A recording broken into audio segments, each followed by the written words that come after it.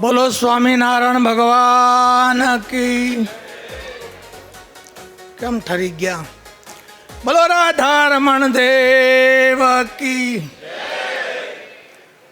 ઈષ્ટદેવ સર્વાવતારી ભગવાન સ્વામિનારાયણ તથા જેમણે સારા એ જગતમાં ઘર સભાને માધ્યમે સ્વામિનારાયણ નામને ગુંજતું કર્યું છે એવા આપણા સૌ કોઈના પ્યારા વાલા એવા વક્તા શ્રી નિત્ય સ્વરૂપદાસજી સ્વામી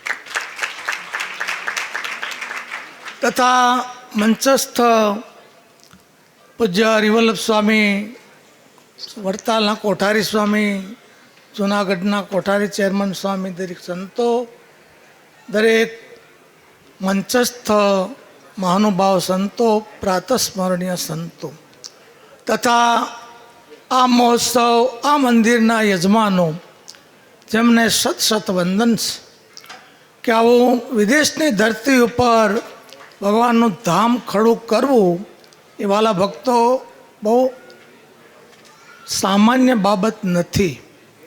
આમાં ભગવાન ભળ્યા હોય તો જ આવું કાર્ય થાય. ભગવાન સ્વામિનારાયણે ગુણાત્તાન સ્વામી દ્વારા કહેવડાવ્યું છે કે પાંદડે પાંદડે સ્વામિનારાયણ સ્વામિનારાયણ ભજન થશે. સારા એ બ્રહ્માંડમાં લોકો ભગવાન સ્વામિનારાયણનું ભજન કરશે. આના દિવસો થોડા સમયમાં આપણે જોઈશું. આજે સ્વામી જ્યારે કથા કરતા હતા, દેશભક્તિની વિશેષ વાતો કરતા હતા. મને જ્યોતિષશાસ્ત્ર બહુ આવડતું નથી, પણ એક પવિત્ર ભૂદેવે મને થોડી રેખાઓ બતાવી કે આ પ્રમાણની રેખા હોય એ પુરુષ આવા હોય છે, જેના કપાળમાં 3 વળ પડતા હોય, જેની જમણા હાથની રેખાઓ. જ્યારે નિત્ય સ્વરૂપદાસજી શાસ્ત્રી આપણને આમ કથા કરતા હોય ત્યારે મને એવો સંકલ્પ થાય કે સ્વામી 110 વર્ષ આ પૃથ્વી પર છે અને કારણ કે એના બધા ચિહ્નો હોય છે. પણ મને એક છોકરો મળ્યો, અમારો પ્રતાપગઢવાળા હિંમતભાઈનો. મેં કીધું તું અહીંયા તો અમારે ત્યાં નાટક કરતો. મને કે સ્વામી હું અહીંયા પણ ડ્રામા ભજવવાનો છું. મેં કીધું શું થયો હતો? કે વાલેરા વરું. એટલે એ આ તો અત્યારે આ દિવસ બસ સ્વરાજ થઈ ગયું. એ પહેલાં તો બધી વાલેરા વરુની વાત તમને નાનકડી ટૂંકમાં પતાવી દઈશ. વાલેરા વરુ જ્યારે બારવટે સીડ્યા, બહાર રહીને વટ રાખવો એને બારવટું કહેવાય. એમના બાપાએ એનો ભાઈ સીધી વરુ એને ભાગ ન આપ્યો એટલે પોતે બારવટે સીડ્યો.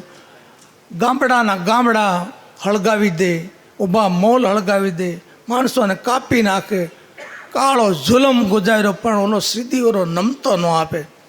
હવે એ જ્યાં રહેતા હતા એમાં વખત ગુણાત્તાન સ્વામી જતા હતા ઉના બાજુ. હરિભક્તો હતા, 25-50 સંતો હતા. ત્યાં તો 12 જોટાવાળી બંદૂક ઠેરાવી દીધી. ખબરદાર, બધું જે હોય ત્યાં મૂકી દો, ઊભા રહી જાઓ. તો બધા હરિભક્તો હેપતા ગયા, સંતોને કંઈક કરશે તો. ત્યારે ગુણાત્તાન સ્વામી આગળ આવીને કીધું, કોઈ ભાઈઓ મૂંઝાશો નહીં. ભાઈઓ તમે કોના માણસો છો? તો કે વાલેરા વરુના. તો વાલેરા વરુ ક્યાં છે? એ તો અંદર ખીણમાં બેઠા છે, બોલાવો. અમારી પાસે એમને બોલાવ્યા. આમાં 4 આંખો ભેગી થઈ. ત્યાં તો વાલેરો વળું જેમ બરફનો ગાંગડો ઓગળે એમ ઓગળવા માંડ્યો. અને સ્વામીએ કીધું, વાલેરા, તમારું નામ વાલેરા વરુ? હા. આ બધો કાળો જુલમ, લોકોને મારવા, આ બધું શા માટે કરો છો? આ પાપ તમારે ભોગવવું પડશે. અરે સ્વામી, હું આમ ન કરું તો મારો બાપ અને મારો ભાઈ મારો ગ્રાસ નથી આપતો. સ્વામી કે તારે છે તો એટલું જ ને, 7 દિવસમાં તારો ગ્રાસ મળી જાય તો આ બધું મૂકી દે. હા સ્વામી, તો મારે કંઈ કરવું નથી. તો મને, હું નિશાળે નથી ગયો, હાથ કેમ થાય મને ખબર નથી પડતી. સ્વામીએ બંદૂકની સામગ્રી હોય એ સળગાવવા માટે દોરી હોય, એમાં 7 ગાંઠોવાળી. આલે સૂર્યવંશી છો, સૂર્ય ઉગે એટલે 1 ગાંઠ છોડજે, 7 ગાંઠ છૂટી જાય એટલે તારો ગ્રાસ તને મળી જશે. વર્ષોથી ધીંગાણા હાલતા હતા. પણ આ તો મોટા પુરુષ બોલ્યા તો કે આજ તો સૂર્ય ઉગી ગયો છે, આજની ગાંઠ આજ છોડું કે કાલ છોડું? સ્વામી કે લાય મારે હાથે છોડી દો. સ્વામી એક ગાંઠ છોડી કે રોજ દિવસે દાંતણ કરવા બેસ ત્યારે એક ગાંઠ છોડજે. 7 દિવસ પૂરા થયા, એનો ગ્રાસ મળી ગયો. વાલા ભક્તો, મોટા પુરુષ બોલે ને એમ જ થતું હોય છે. એ પરંપરાના આપણે છીએ, હજી બહુ આઘું નથી ગયું. વાલેરા વરુના 6ઠ્ઠા વંશજ આપાભાઈ હતા માણસાના, પાટી માણસા. એમને ત્યાં અમે ગયા હતા 45ની સાલમાં સંવત. તો પોતે મંદિરમાં જ રહેતા અને જાતે આત્મનિવેદી હતા. પોતે જાતે રોટલા બનાવી ભગવાને જમાડતા અને સાકરની 5-10 ગાંગડી મૂકીને આખો અવિનાશી આવો રે જમવા આખો થાળ બોલતા. એવા પવિત્ર. અમને કે સંતોષ શું આવ્યા છો? અમે કીધું ગોદડા ઉઘરાવા આવ્યા છે. અમારે જેતપુરમાં સમયો છે, 1 લાખ માણસ ભેગું થવાનું છે, કમસે કમ 2 લાખ ગોદડા જોશે. તો કે જો આપણે ગામમાં ક્યાંય જવું નથી, 2 પટારા નવા ગોદડામાં ભર્યા છે, ટેમ્પો ભરી લ્યો. એ બાપાને મેં પોતે જાતે અમારે વેડ રોડ મંદિર જ્યાં બનવાનું હતું ત્યાં પોતે ગુરુકુળ આવેલા. પછી હું આમંત્રણ આપીને બોલાવ્યા. મેં કીધું અમારે ત્યાં પ્રસાદ લેવા આવવાનું છે. તો ગુરુકુળના ધર્મલો સ્વામી કે એ સ્ટીલની થાળીમાં નહીં જમે, એ કે સ્ટીલ છે એ લોઢું છે એમ કે. તો એના માટે પતરાવળી મગાવવી પડશે. પછી પતરાવળી ભાગોળ ઉપરથી મગાવી અને મારે હાથે જમાડેલા. એ આપાએ મને વાત કરેલી, ટૂંકમાં વાત કરી મારું પૂરું કરું છું. મને કે સ્વામી,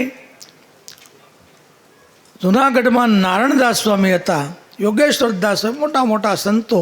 તો નારણદાસ સ્વામી જ્યારે માણસામાં પધારે ત્યારે અમે ગાડામાં નગારા, ટોકરા, ઝાલરું મૂકીને સામે હામૈયું લઈને તેડવા જતા.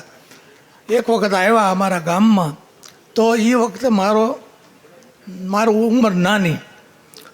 તો 11 સંતો હતા. એમાં ભાયાભાઈ દરબાર ઠેઠ સાંજે 5 વાગ્યા આવ્યા મંદિરે. ખબર પડી સંતો આવી ગયા છે. પૂછ્યું ભાયા કેમ મોડો આવ્યો? તો કે સ્વામી શું કરું, મારા ઘરમાં અમે 11 જણા છીએ, 11 ખાટલા ઢાળીને સૂતા છે, બીમાર છે બધા. સ્વામી કે હાલો અમારે ખબર કાઢવા આવું છે. સંતો પણ 11 હતા. ખબર કાઢવા ગયા, ઓરડાના પદ બોલાણા, પધરામણી કરી. ત્યારે સ્વામીએ ભગવાનનું પ્રસાદીનું જળ હતું એ આપીને એમ કીધું લાવો પ્રસાદીનું જળ. 1 ચમચી બધાના મોઢામાં પાણી પીવડાવ્યું અને બધાને 1-1નો તાવ 1 સંતને આપતા ગયા. 11 સંતો મંદિરે આવીને પથારીઓ કરી હોઈ ગયા. એટલે નાનદાસોને એમ થયું આ ગામ નાનું છે, હરિભક્તો થોડા છે, આપણે આટલા બધા બીમાર, સેવા કઈ રીતે કરી શકે? તો એમ કરો આપણે ઉના વયા જઈએ. હરિભક્તોને કંઈ ગાડા જોડીને લાવો. ગાડા લાવ્યા. 1 ગાડામાં 2 સંતોને સુવડાવ્યા અને વચમાં મચ્છુંદરી નદી આવે. સ્વામી ક્યાંય ગાડા ઊભા રાખો, 1 સંત આમાંથી ઉતરીને ડૂબકી મારો. આપણે તાવ ઉના લઈ જાવો નથી, પાણીમાં વહેડાવી દો. ડૂબકી મારી બહાર નીકળે, તાવ જતો રહે. ડૂબકી મારી બહાર નીકળે. આવા સંતો હતા, આવા હરિભક્તો હતા. એ આપાભાઈ મને નજરો મરખો મુખ વાત કરી. અને પોતે એવા સુરવીર હતા, વર્ષો સુધી મંદિરમાં રહ્યા. 12 જોટાની બંદૂક ખીલીએ ટીંગાતી હોય, એના સીમાડાની અંદર કોઈ પણ હિંસા ન કરી શકે, કોઈ સસલું પણ મારી ન શકે, હરણીઓ મારી ન શકે. અને પોતે એવા સુરવીર હતા. તો સ્વામી પણ દેખાવમાં લાગે છે છોટા, પણ બળ એનું બહુ જબર છે.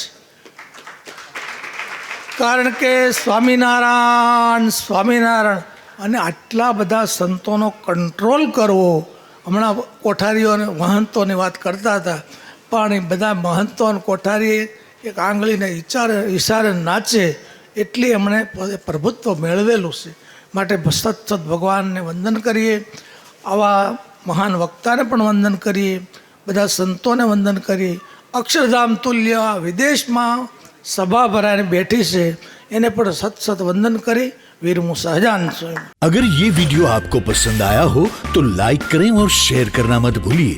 सब्सक्राइब करें सरदार कथा चैनल को और बेल आइकॉन पर क्लिक करना मत भूलिए लेटेस्ट वीडियो सबसे पहले पाने के लिए.